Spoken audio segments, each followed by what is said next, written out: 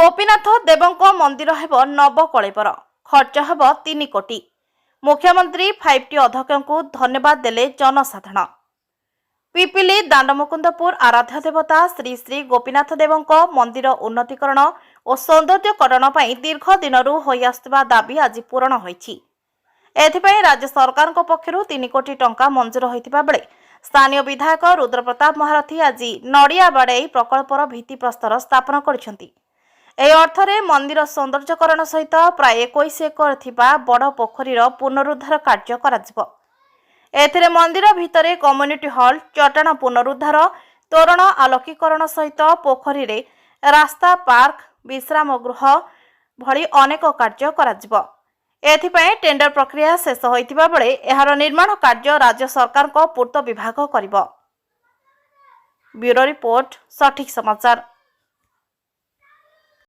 450 वर्षर ये मंदिर रे ये मंदिर अर्धनिर्मित होइके आज पर्यंत रही आम इतिहास रे अच्छी कला पहाड़ आसी भांगी बोली आज पर्यंत ये पुनरुद्धार हो पार नहीं। तेणु आमर माननीय मुख्यमंत्री और माननीय विधायक सहयोग आज ये कार्य त्वरान्वित होगा जाऊँगी।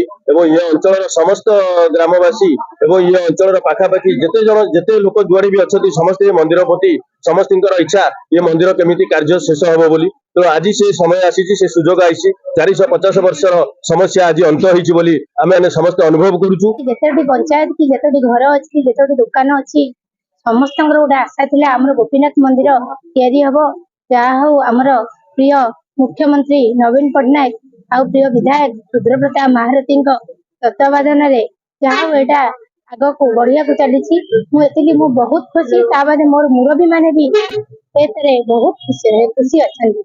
श्री श्री गोपीनाथ देवकर मंदिर उन्नतीकरण तथा सौंदर्यकरण तथा पोखरी उन्नतीकरण 3 कोटी टंकार अनुदान आमर प्रिय मुख्यमंत्री श्रीयुक्त नवीन पट्टनायक महोदय सहयोग तथा 5T अध्यक्ष श्री VK पांड्यान सहयोग जो अनाउंसमेंट होता आज पूरण होती आज कार्यर शुभारंभ होती।